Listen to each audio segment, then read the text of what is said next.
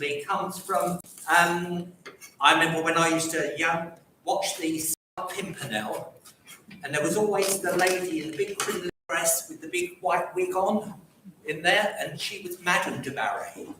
And that's where we get the cauliflower named soup from. So from her. So I'm just doing carrot and onions here. I did peel them and prep them mainly because, I think it's boring watching me just peel an onion, but this is going to be liquidized, so they don't have to be perfection. So I'm going to put those into the pan and roll with all the ingredients in this here. Yeah. Now, the one I've made beforehand, I've used spray oil. I've got it into the hay, but it does say to use butter, so I'm going to. And as we're coming to the festive season, so I've used a little bit of butter in there. In the recipe, which I'll be leaving, I've got lots of copies, so hopefully we're going to put them on the website for you. It does say to add flour, but I always try and make my soups gluten-free now. So I used gluten-free stock cubes, and I'm not going to thicken it. I've added more vegetables than it says, so that should thicken it up a bit. Rather, because now with vegan, gluten-free, dairy-free, I've always been interested in other people's sort of diets and restricted diets, but now it's become the thing. At one time when I started out, it was just being vegetarian was the thing, but now and then it got gluten-free, and now it's got vegan, and so you get used to reading labels and knowing what goes in what and what to look out for. So I'm just softening those vegetables. Again, maybe I should alter it actually before I give you the recipe. It says 2 ounces of tomato puree, but I like mine really tomatoey, and as these are very cheap really to buy, I use a whole tube, which is about 8 ounces, so it's a lot more than it says. But at college, I suppose, I don't know, they said it was 2 ounces. The first thing I ever made in college was a soup, actually, puree Saint Germain, and it's a dried pea soup, and I always remember that. But as I say, sometimes I go to or look at my vegetable box or bowl or basket, it's just crying out for soup, because there's that odd carrot, that odd bit of something else, and you can just put it all together and you've got a really good meal. So I'm going to put the tomato puree in, and it says some herbs as well. You could just use basil, make tomato basil soup, but I've got a mixture of herbs. Already we're getting a good smell, which I think is a good start to cooking. If you get a good smell, you're, more than halfway there. So that's why I wouldn't like to get COVID to lose me taste and smell. It would be awful, wouldn't it? Especially at Christmas. So just stir that round, a few minced herbs, and then it's 2 pints of stock. And then some milk, and really that's it. So just stir that round. And that can just sit on, and they're just so simple to make soups as well. Some people like chunky soups, pureed. This one's pureed. Tomato soup actually is the only cream soup that you're supposed to serve croutons with. So, let's see. I always say to just, it's probably in the eyes that,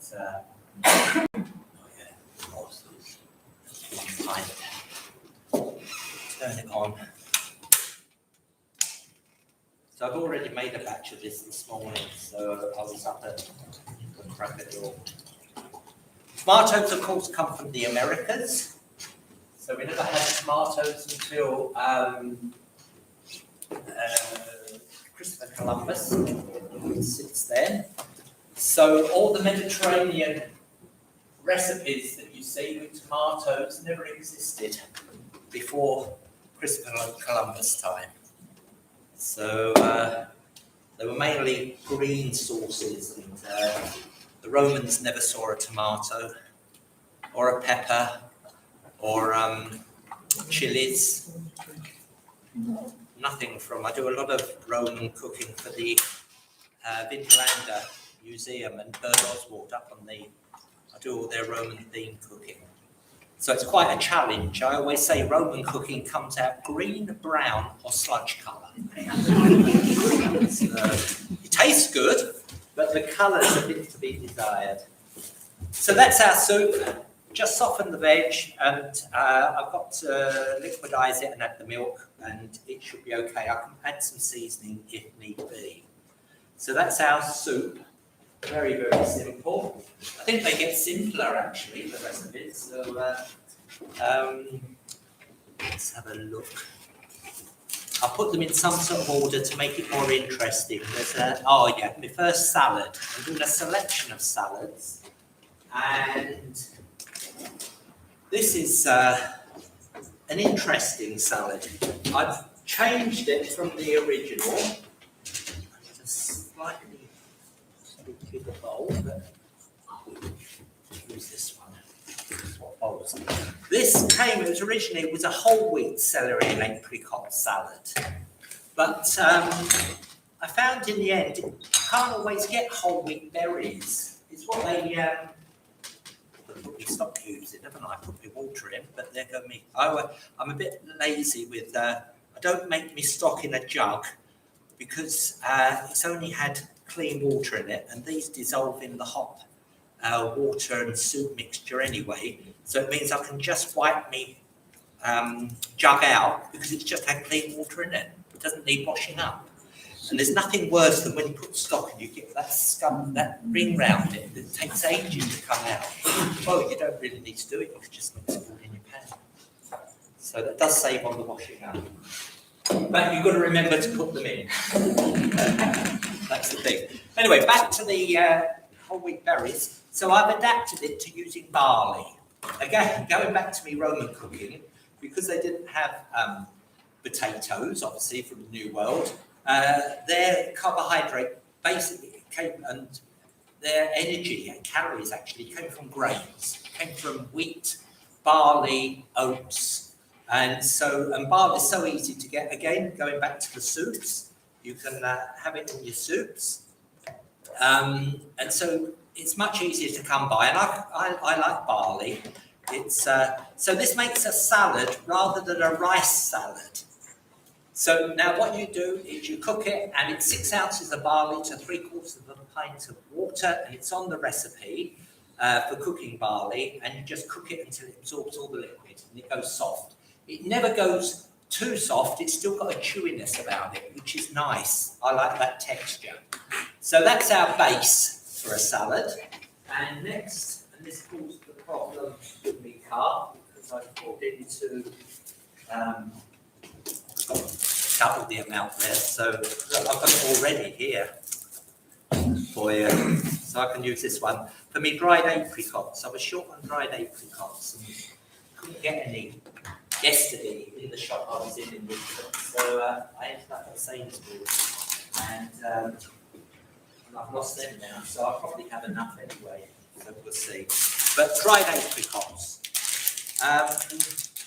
Apricots, again, brought to this country by the Romans. They named it apricot, the precocious one, because it fruits before the plum or the peach. And so that's why it's called apricot.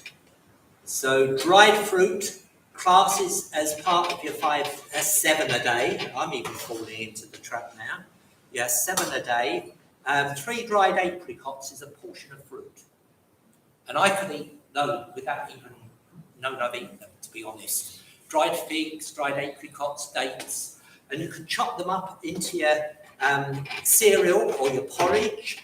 So you can get your first number 1 of 7 early in the morning with your dried fruit. So Again, it's got amounts, but it's one of those dishes that really you throw together and you think, yeah, that's got enough of that in it, or that needs a bit more. I'm doing a Brussels sprout recipe, and it says 12 to 15 Brussels sprouts. Well, what is that?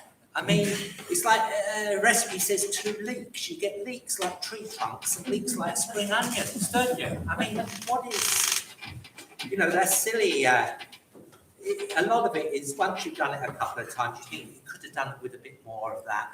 It's like when they give you baking times with your oven. You think, oh, it could have had 5 minutes more or 5 minutes less. You get used to... I always say some of my recipes, if I was to look back at the original recipe, it's nothing like what I'm cooking now. You've added this and taken away that. And, so recipes aren't written in stone. Right. Give this a stir around. So let's add some sweetness there. Realised I haven't turned my phone off. I hope your wife doesn't phone to see how the car's getting on. Let's see. She doesn't usually. She just leaves me to it. Right. So there's the. We'll add a bit more apricot, as I say. It's nice. And then celery gives it a bit of a crunch. And these salads that I'm doing today is what I class as winter salads. There's no tomato or lettuce or things like that. They're more of a winter salad. And I think there's nothing better, sort of Boxing Day, when you've got cold meats and cheese and the other bits are left over and a selection of salads. It's lovely. They really, I could, feast on those, really. So that's good. There's a bit, for me, if I ever get my car going on the way home, I can nibble on the dried apricots, you see. So there's our dried apricots there. Celery, perfected by the Italians. We didn't have celery until about the Middle Ages, really. And it was bred from something we used to call smallage. You get it in old recipes, smallage.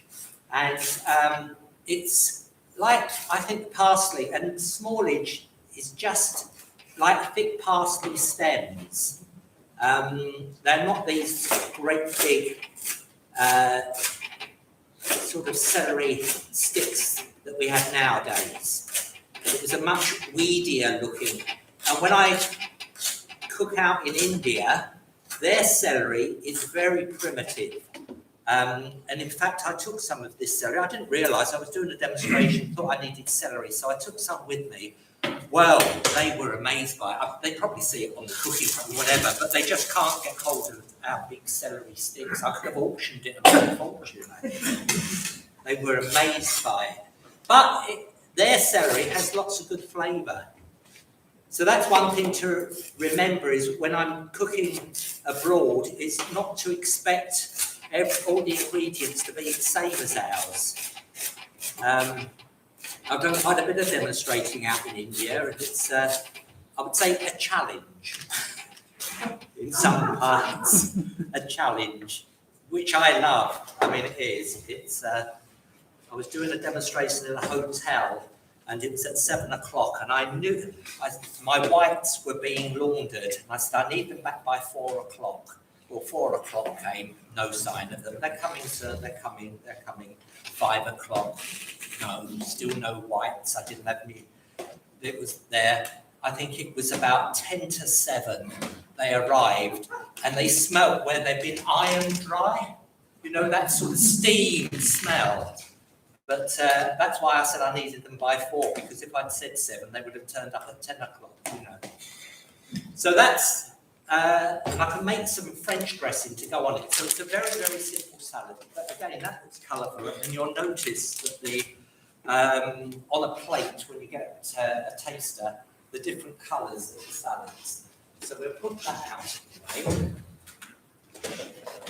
And we're on to the next cooking. Which is, the Brussels sprout bhaji, some Indian cooking. I couldn't get away with not doing an Indian dish. And this was where sometimes you, I wouldn't say overbuy, but you've got vegetables left over the holidays. So Brussels sprouts, and I do like Brussels sprouts.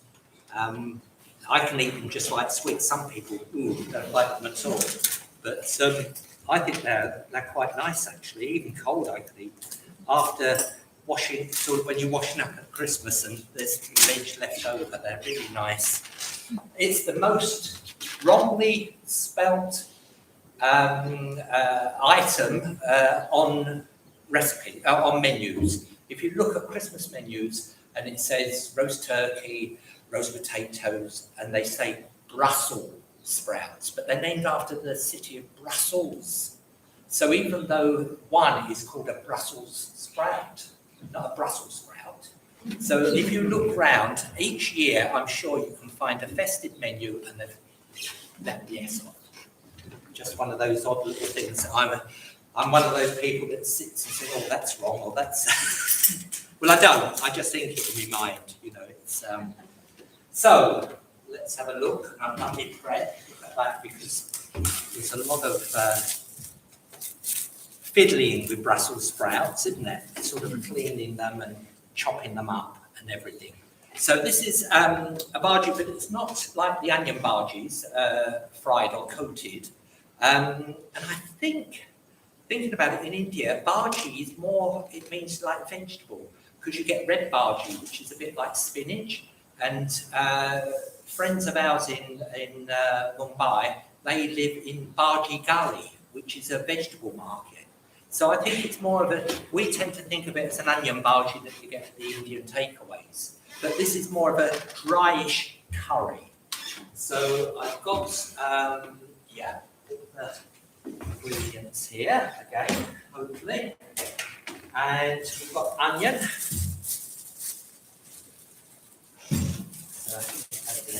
Onion there, it says 1 large onion. Again, this is where the recipe says 12 to 15 Brussels, and I've got double that amount because they get lost in the dish otherwise. And again, you just throw in what you want. You can stir fry Brussels, you can have them in salads. I was in York a couple of weeks ago and they did a festive pizza and it had shaved Brussels on the top of it. It's very nice with turkey and all the other bits and pieces. So again, these are good, but they're not very subtle.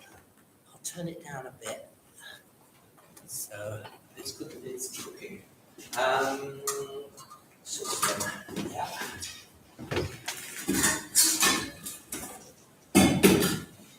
Here we are. So we want a little drop of oil in there. And this doesn't take long at all. None of these take long to cook at all. So, and it says a large onion. And because I've got extra Brussels, I've got 1.5 onions.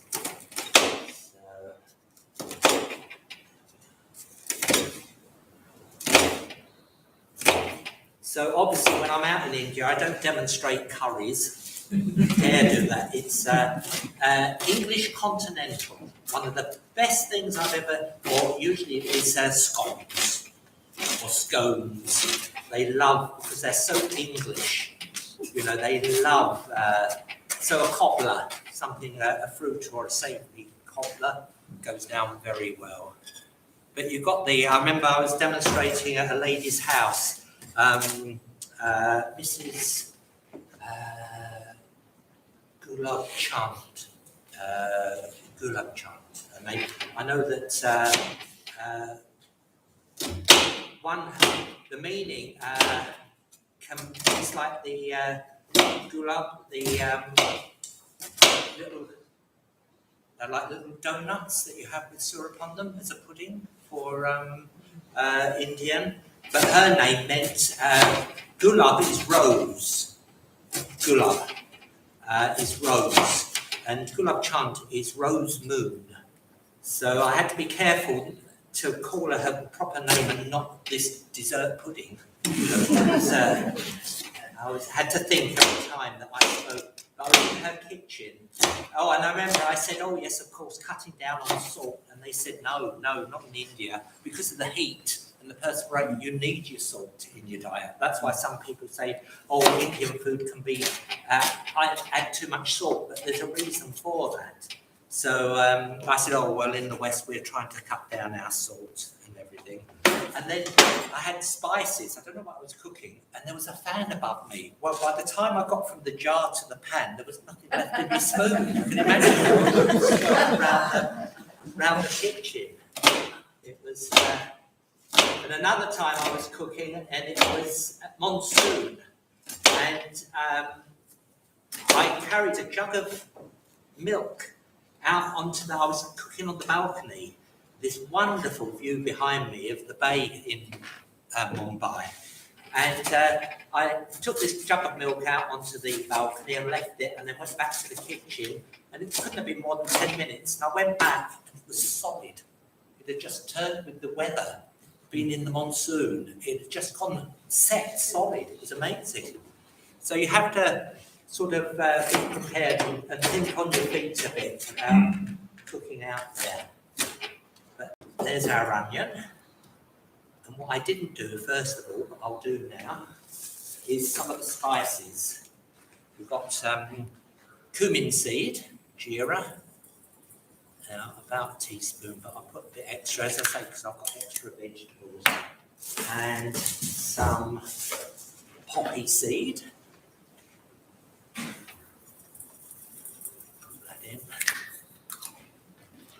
And some curry leaves. You can get these dried in this country. There we are. They grow where we stay. I pick them and bring them back, actually. And some turmeric. So, make a nice smell in here.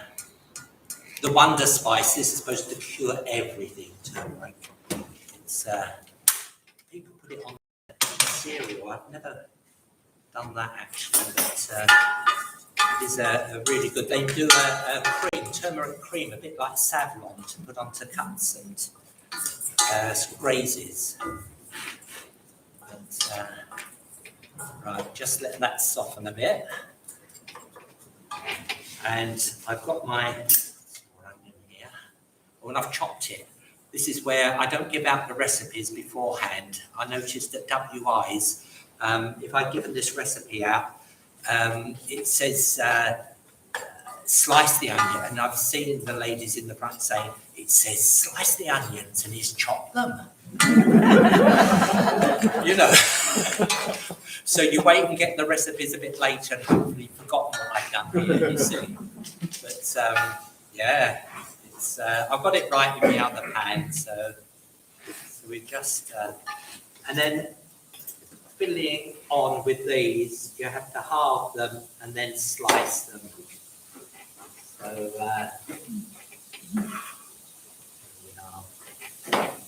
I did a lot of this morning.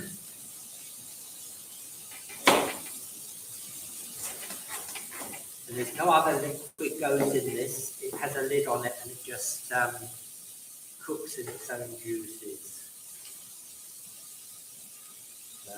But it does, and it says again, this is where I adapt recipes, such as it says about the chilies, because it has chilies in it, and the coconuts.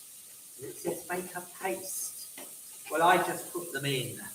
And the chilies, what I did and what I've done before is just half the chili and put it in, and then you can always fish it out.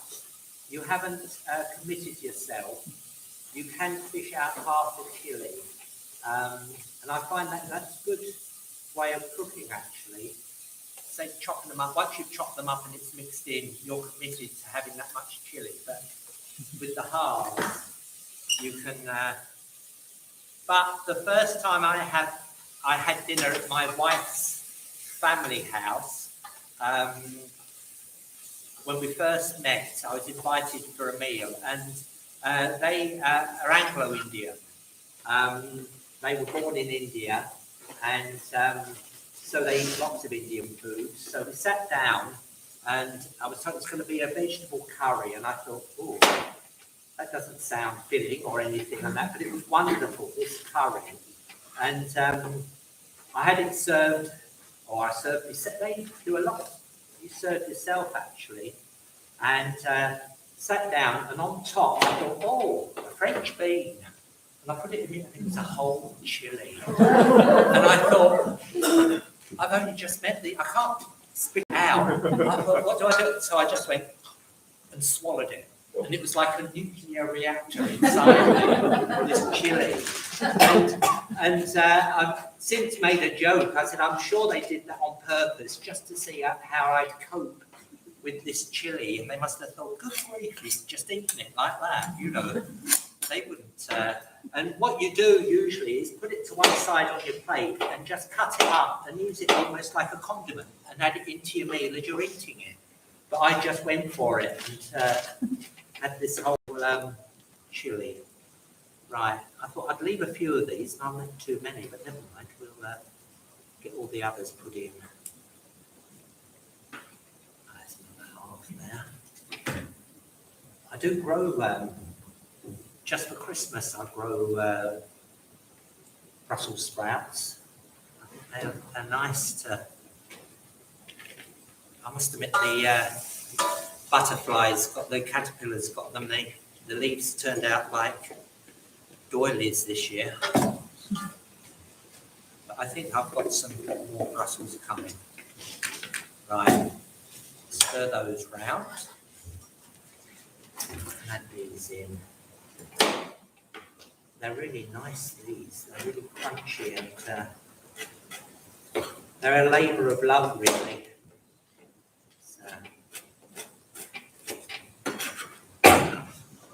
And I've got my chilies. These were frozen. So I've just topped and tailed it, and what I'll do is cut it in half and throw them in, and it means I can hopefully find them. And they do say it's not the seeds that are hot, it's the membrane that holds the seeds. The seeds aren't hot at all. It's the white membrane. So I've just put the two chilies in, and the coconut I have here. Now I've got a coconut here because why do we call it coconut? It's an odd name, really. There's no cocoa in it. There's no chocolate or anything. Supposedly, it's a couple of tablespoonfuls of coconut go in. Goes back to the Spanish and Portuguese sailors. When they sailed to the tropics, they saw the coconuts. And in Portuguese and Spanish folklore, they have this little hairy creature that lives under the beds of naughty children. And when they're particularly naughty, it carries them off in the middle of the night. When I'm at schools, I have to say it annoys them rather than carries them off. And this is a little hairy creature, and it reminded them, the coconut, of El Coco. And that's what he was called, or he's called, El Coco, living under the beds of naughty children. So it's called coconut, the Spanish, Portuguese, and Spanish and Portuguese sailors named it. Right. Get these last Brussels in, and we go on to our next salad, which I'm not sure which order I put in. In fact, I might even throw those in, because they're only small. There we are. So I just make sure I've got everything in. Yeah. Chickpeas. Tin of chickpeas goes in. So it makes them substantial. And I do like chickpeas. If I can get the can open. Lovely. I'm forever going through can. It sounds terrible, a chef that goes through can openers like ballpoint pens. Honestly, the trick is to get a decent can opener. And I was on the way to Penrith show many years, must be like 20 years ago. And I'm driving along thinking, oh, I've got this, I've done that. Oh, I need a can opener. I didn't bring a can opener. So I stopped off at Penrith there by, which is now Cranston's, Ortham's, the store there. And I looked can opener, and I think it was $9.50. And in those days, this is about, as I say, over 20 years, and I kept walking around the store hoping I'd find one of those 150 ones or pound ones. Couldn't, and I had to buy this. And every time I used it, I thought, oh, £9.50, you know, sort of. But it lasted, and it was great. And then it got lost somewhere. Doing demonstrations, you do tend to lose equipment and everything. So that's everything in there now. I don't know if you're getting the smell at all. Yeah, it might need a bit of seasoning at the end, but we'll leave that over here. I think it's gone very well. I've got extra gas, but that should be okay anyway now. In fact, we could put that one on there with juggle. I've got somewhere.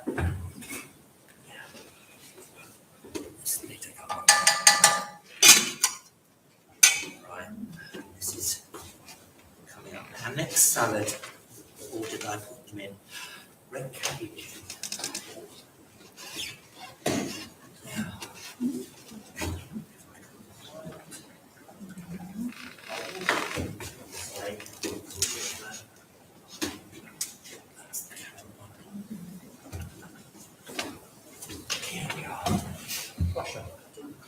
No, I get so much of that.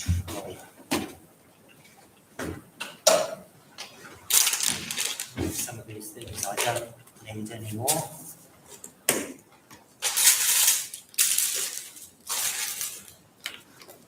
Right. Red cabbage. And I think it's a great winter vegetable, red cabbage. And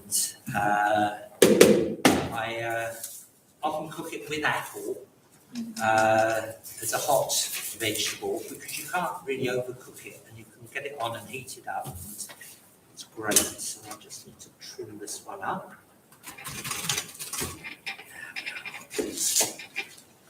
Now,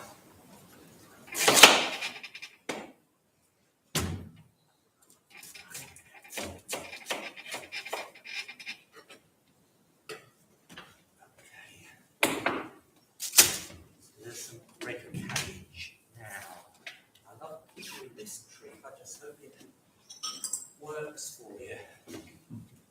It's right, I'm not going to offer any drinks.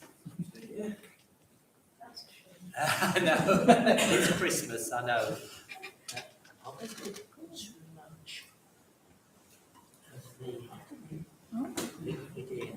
I think it works better when it's watered down. So I always think it's going to be stronger, but we can't stop that. So now this, would you believe, is just red cabbage water. Now, red cabbage is like litmus paper. So when you're cooking with it, you need acid to keep the colour. And that's why when you're doing your cooked apple and red cabbage, you put vinegar in it. Yeah? Because when you add, it goes red.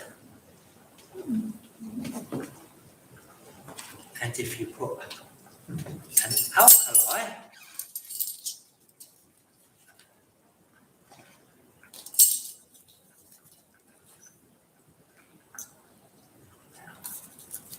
should do the process. And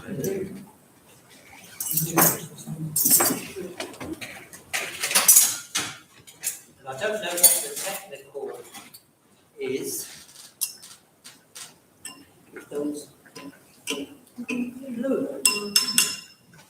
So that's why you put vinegar when you're cooking red cabbage, to keep the colour. So, and I can remember my mother cooking dried peas and putting soda in, and that would keep the colour green, you see. So that would make it be green. There you are. That's it's more of a purple, the red cabbage water. But you can actually make it go in colours by what you add.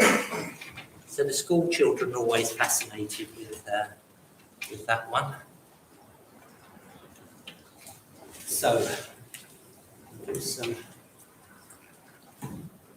And this, you just cut it as you would for coleslaw, really. Cole means cabbage. It's not coleslaw, it's coleslaw, C-O-L-E. Cole means cabbage, as in cauliflower, flower of the cabbage. I'm not sure what the broccoli is, what the block part of it is, but broccoli means it's related to cabbage. And kohlrabi is a member of the cabbage family. So cole means cabbage. So chop this one up.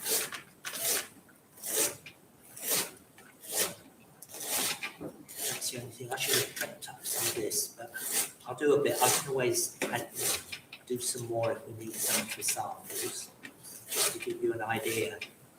I like cooking red cabbage, again, because of the colour. I think colour's important on food, coloured foods.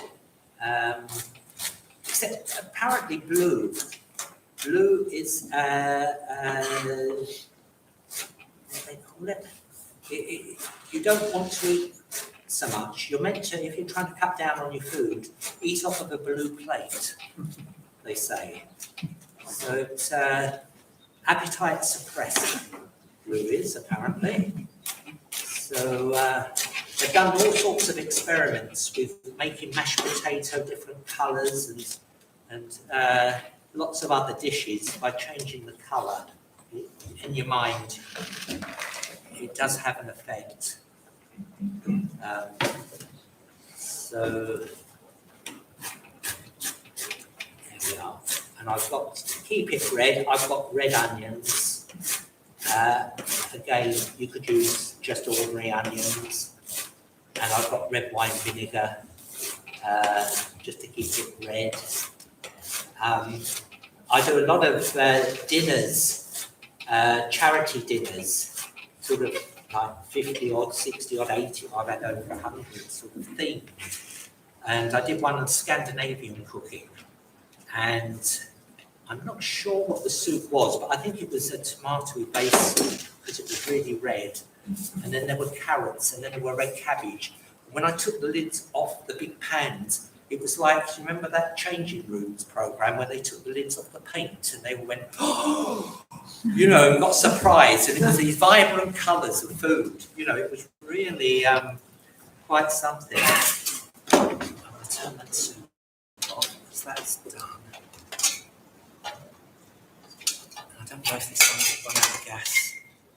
It's still. I'll just move them around.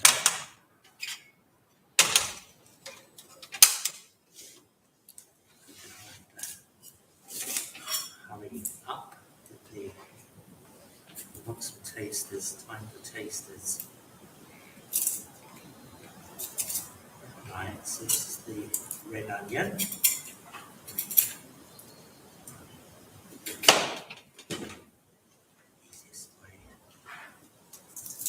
One of our ancient vegetables, onions. Onions and garlic. Spearleaf garlic is from the Anglo-Saxon, apparently. So, chop this one up. I always find usually the red onions are milder than the cooking onions, the white onions. Right. Put this in. And a red apple. In fact, all the salad recipes I'm doing today have got some sort of fruit in them. Again, it's a way of getting fruit and veg. Apples. We had crab apples here, indigenous, but our eating and cooking apple comes from the Asia Minor. It was the Romans that brought this type of apple with them. Pliny apparently lists, I think, nearly a dozen different varieties of apple. They had I don't think they were Golden Delicious or Brayburn or whatever, Pink Lady. They had their own varieties, and they could actually graft. Oh, this is interesting. The acid from the apples even makes the red cabbage go red. Yeah, they could graft different varieties onto the same tree back in Roman times. So they're very clever.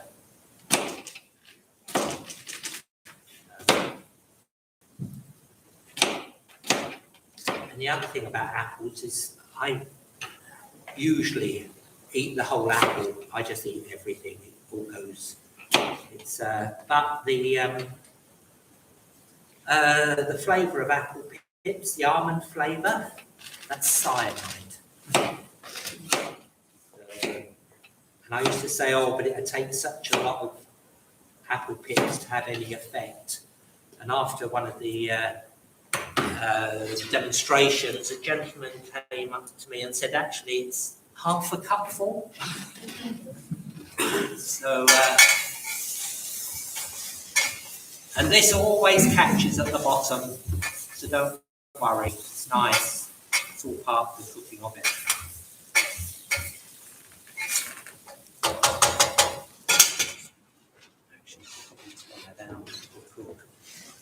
Yeah.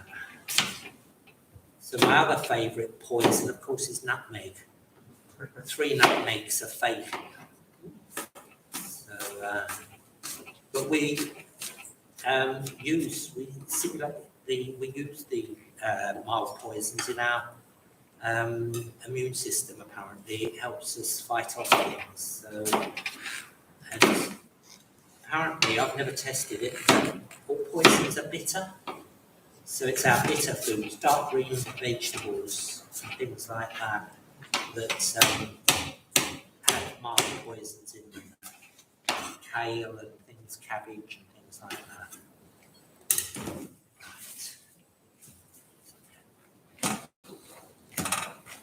Colours there. And that has some caraway seed.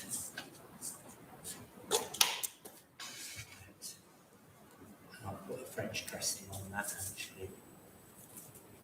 That'll be enough caraway. Right, for our pudding eating, this will be quick, is the spice plums here.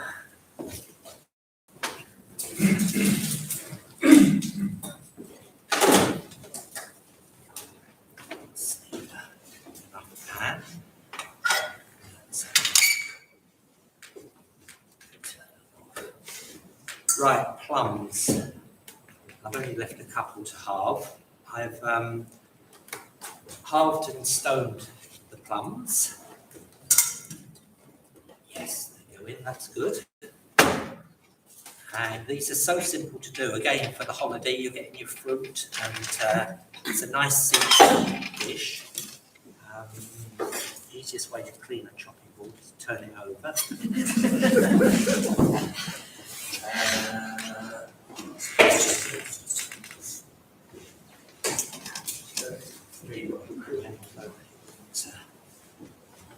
There we are. So just halve your plums. The recipe makes quite a lot, so you could always halve the recipe. It's 2 pound of plums, 2 punnets, these small plums. But they are so good to have with Greek yogurt.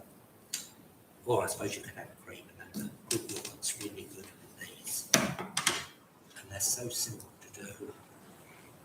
The stone just stays in one half, you twist them like that, and then you can fiddle on. It does say quite a bit of sugar, and I've gone by the recipe, but you can adapt the sugar, you can put less sugar in.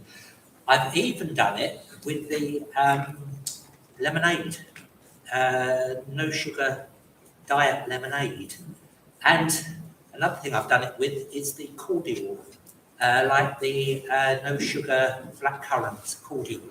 If you put it in neat and that sweetens them as well. So you can cut down on the sugar. That one.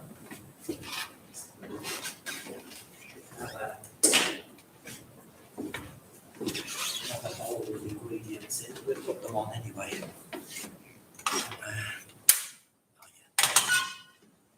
So I'm looking for the it's here. And the spice we're going to use is star anise, which I like to use for Christmas decoration. But it says 3-star anise, but we'll put a couple in there. They're quite good ones, so I think that'd be okay. And some cinnamon, the cinnamon sticks. And it says a cup of sugar, and I weighed this out, and it's 7 ounces. So, but we'll go to the recipe. And some balsamic vinegar, about a tablespoon of balsamic. And we don't want really to go to a mush, but to finish that off. Oh, there we are. I said something slowly, didn't I? All right, sorry.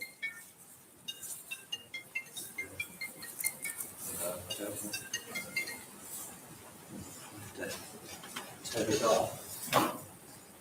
Right, so that's our plums on.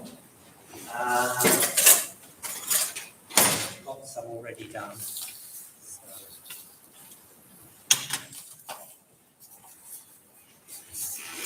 Let those cook, and I should put a lid on those. But that's as easy as that, spiced plums.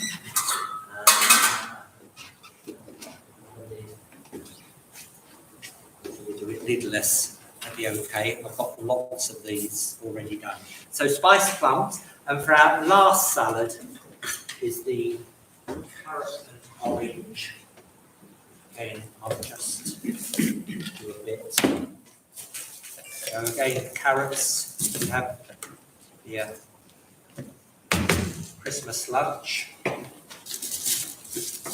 So it's a pound of carrots. So, which is great. I'll start this one, but I might do the soup so we can start tasting so it doesn't hold you back too much. So what I'll do is it's just carrots, currants,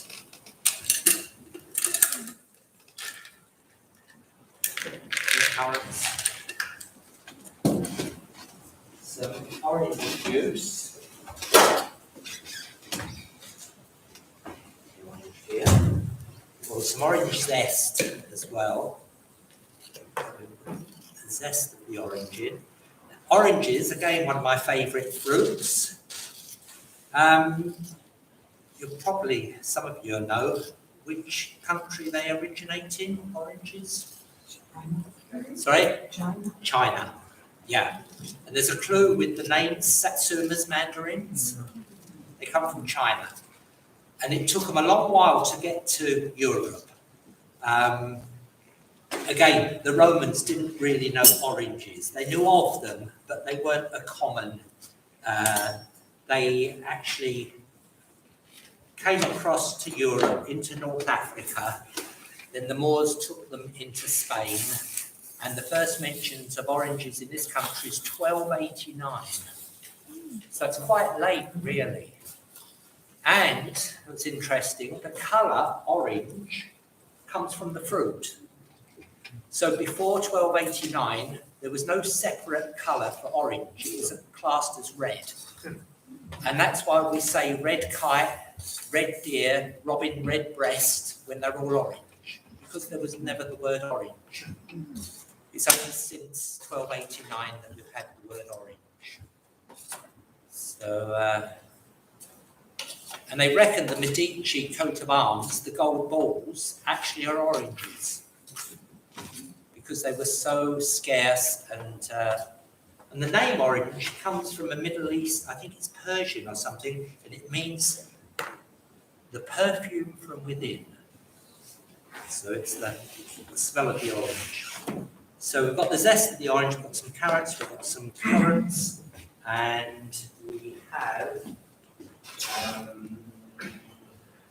somewhere some cumin seeds. There am I have got them. I'll put them in, and we want some juice. Losing everything now. Got to that stage. Where we've got, I think they're caramel those, but we've got some cream and seeds just to go with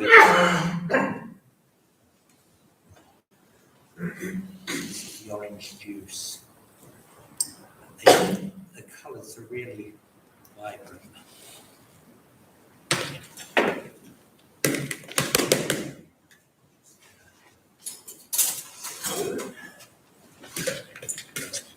I'll grate away while you're having your soup and make a bowl of that. As I say, it has some, and they are here somewhere. Yeah, cumin seed. There we are. So that's the orange salad soup, all the different. I've got to do the dressing for those, which will just be the olive oil, vinegar,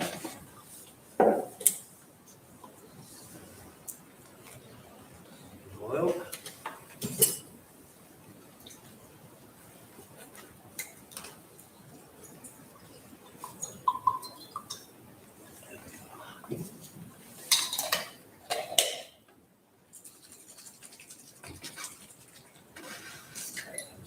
one. Save for the carrot one, which I'll put on when I've done it, and the red wine vinegar for the red cabbage one. Right. So I've just finished the soup off. I've just just blended it.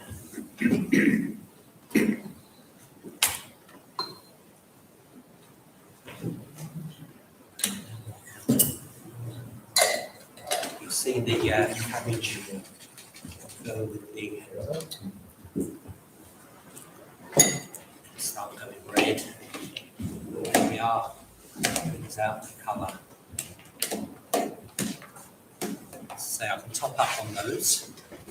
Tons of cooking there. Lovely.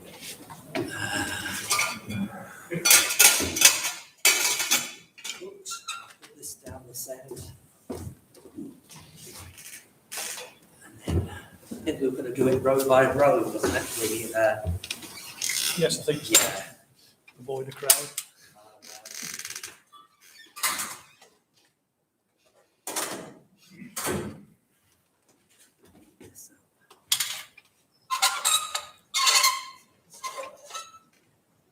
This one first.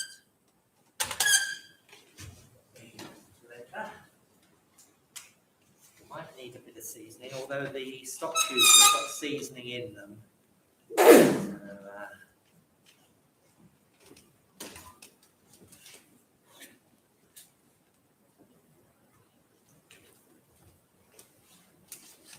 There's the, oh, I've got to put the milk in as well. About half a pint, I think, but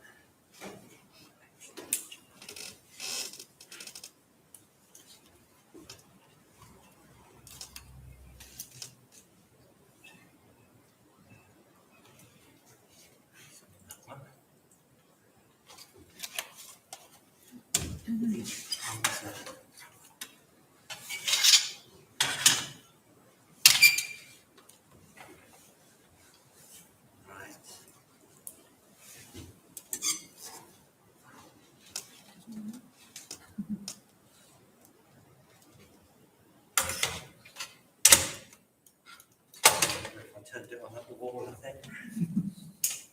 I've done that before with a mixer, and it's been on, and it was cream, and it just went everywhere. All that, yeah. Redecorate the bowl.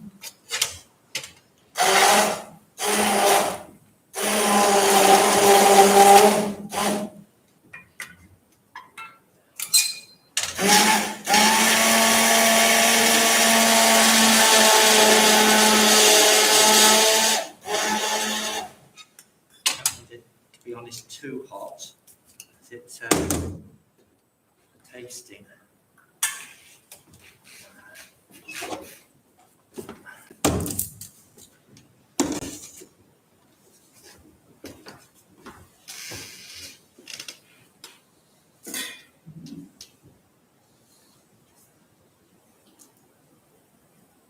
That's okay for me, but I'll leave the salt and pepper here.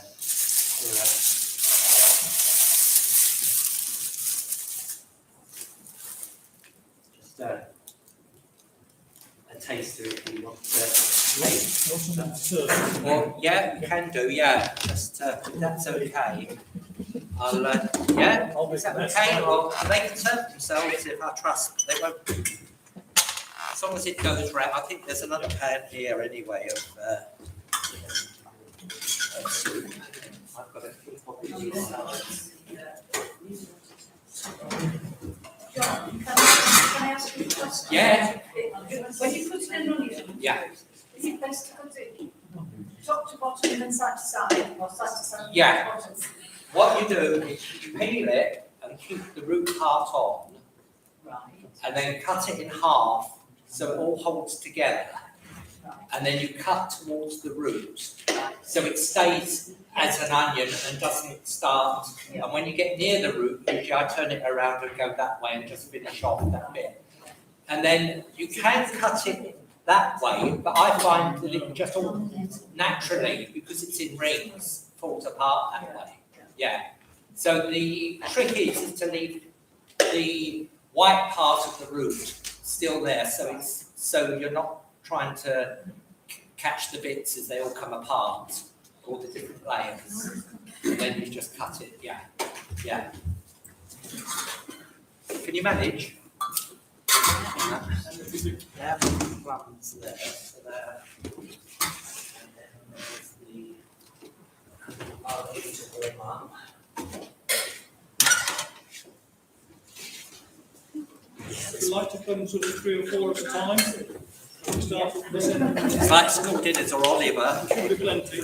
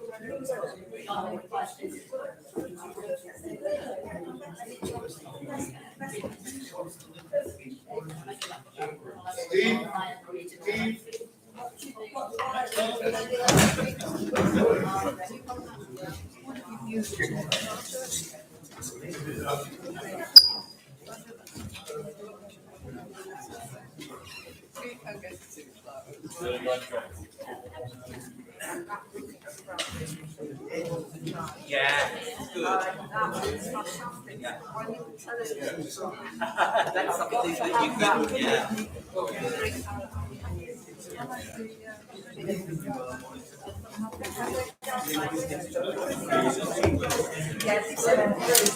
Yeah. Yeah, the barley. Yeah.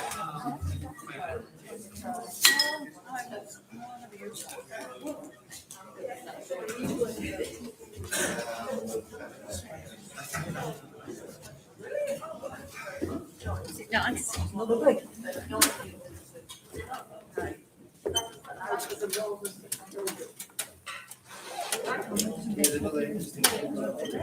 Oh, yeah. and orange, right? And then, right, and let's get left.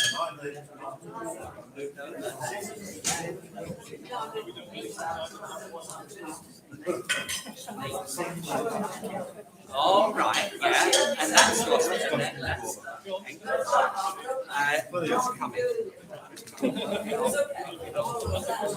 Right, okay, yeah. Hello. Yeah, it won't be long. Right. Yeah, it's coming.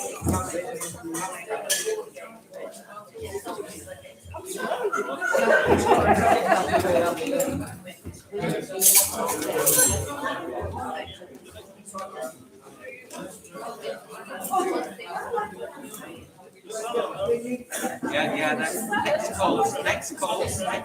Yeah, this is, I think this will be hot enough. Yeah, I think it'll be hot enough. Yeah, as I say, rather than the current one to come.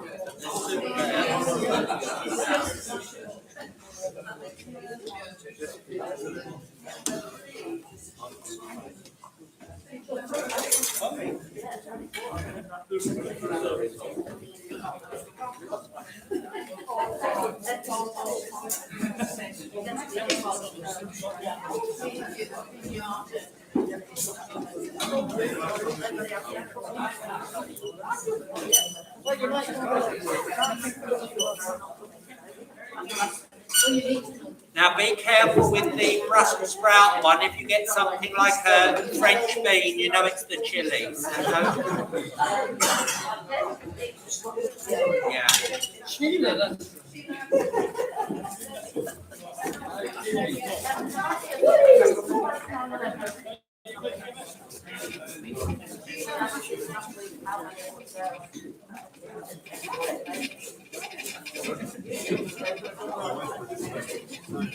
Oh, yeah.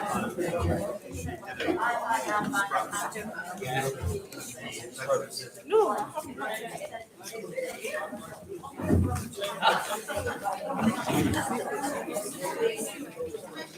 Oh, God.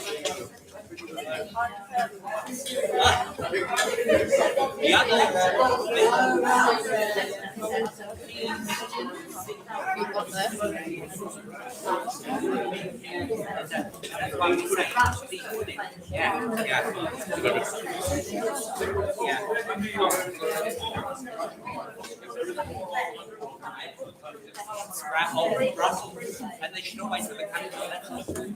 Yeah, you see. Is that Brussels?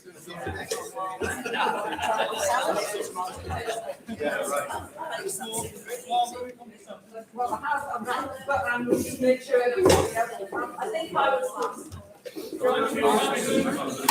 No, I'm just.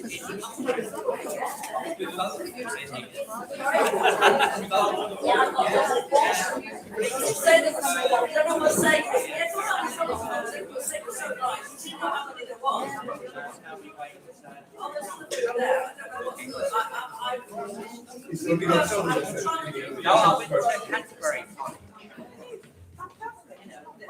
Well, I was in Kent there, and I didn't make my way down. So, yeah.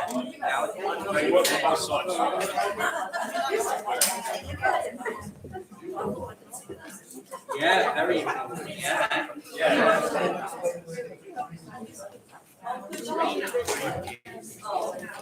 Yeah.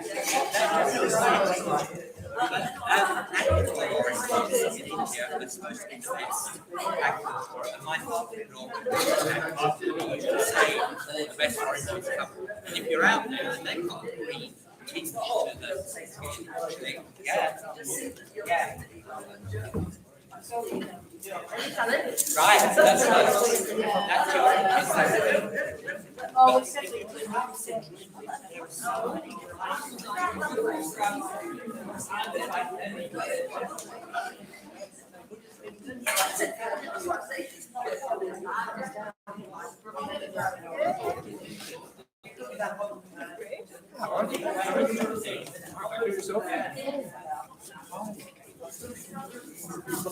Don't forget this.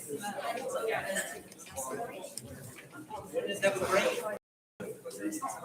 Evergreen's still okay. Evergreen's still, yeah.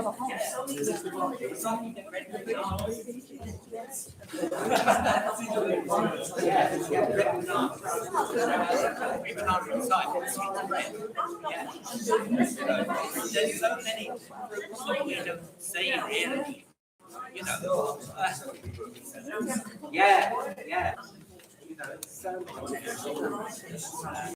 And vegetables. Good.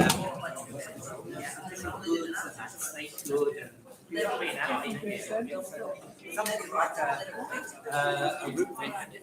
And it just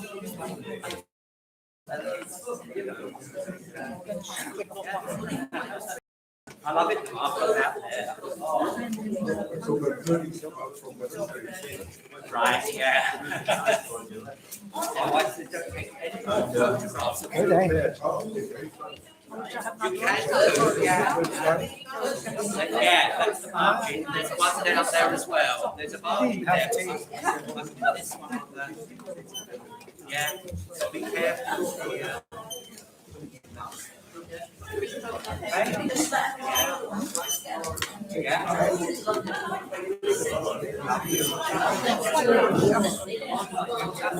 Carrot salad is coming.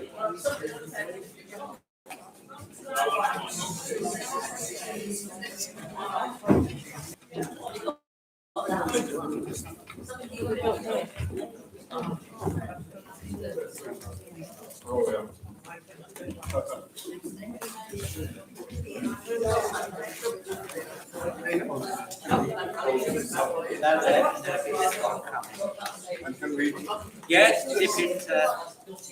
Yeah.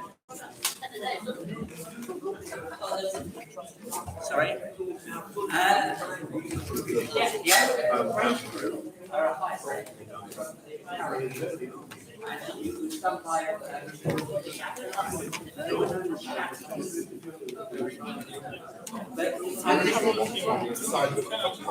Yeah. Yeah.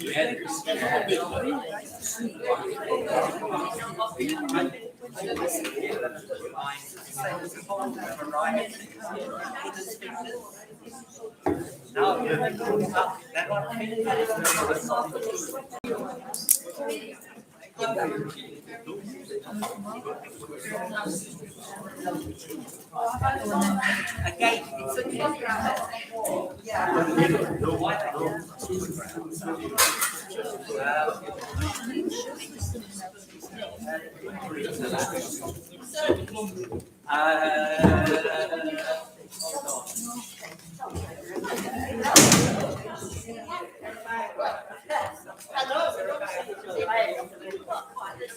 oh, to serve.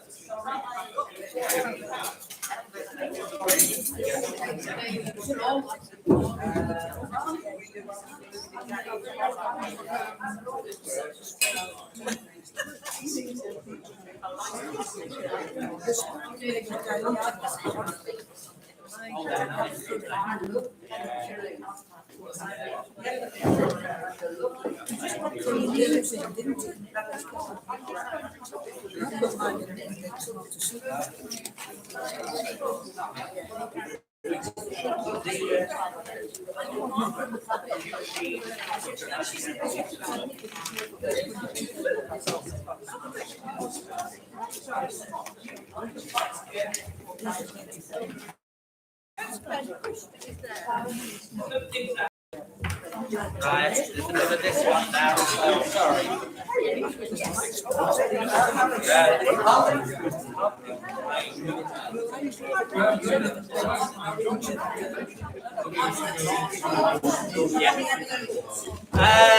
Just the home piece, the one that, yeah, home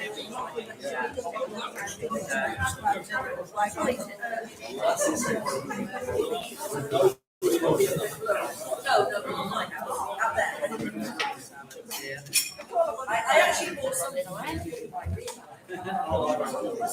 Yeah. Yeah, I know. Yeah.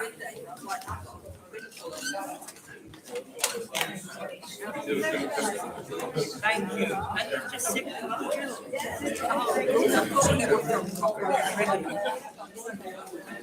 I really work into it, and I recognise it. Sure, that's true. And then I thought eventually I'll just say. I don't have a website, but we're going to create one. Yeah, yeah, we're going to get them out. Yeah. I know, yeah. No, I'll make sure that there's something, yeah. I think I can do more. Yeah, that's it.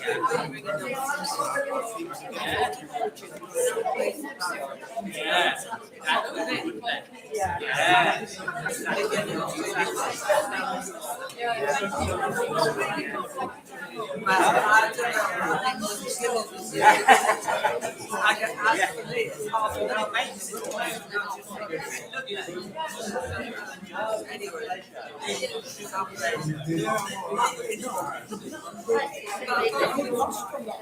I know, I thought we're seeing Sue from time to time. Yeah. On the website. I've been trying to encourage her to go back. Oh, no, that's easy, that one. Yeah.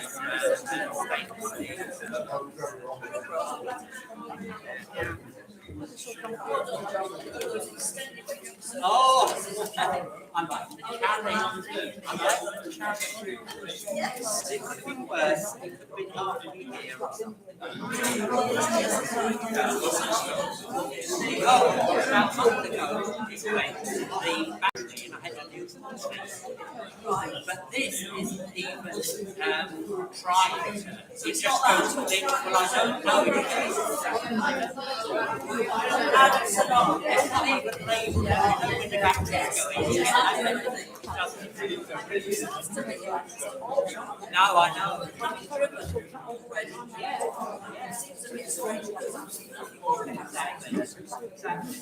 Oh, I'm an expert on cars. No, I'm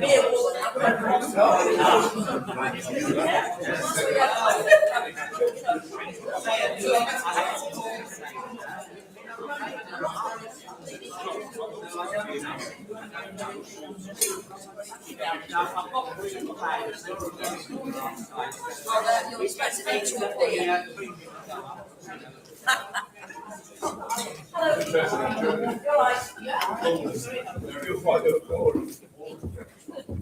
right, and good, yeah.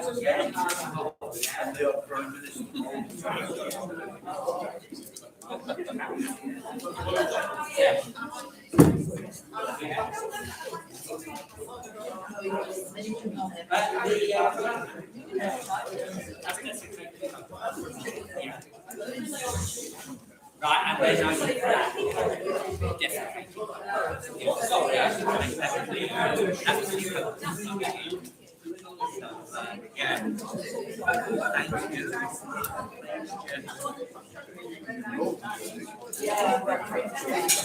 Blue cabin. Yeah.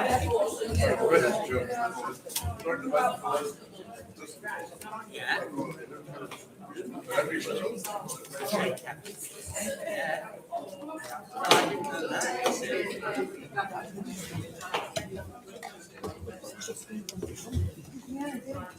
All right, I'm not looking. They are, yeah. There's some down, but it's there is a lot down there.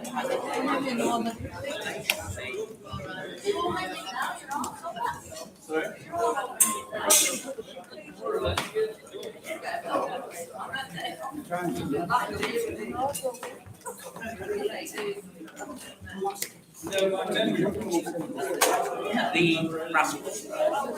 Yeah. Yeah.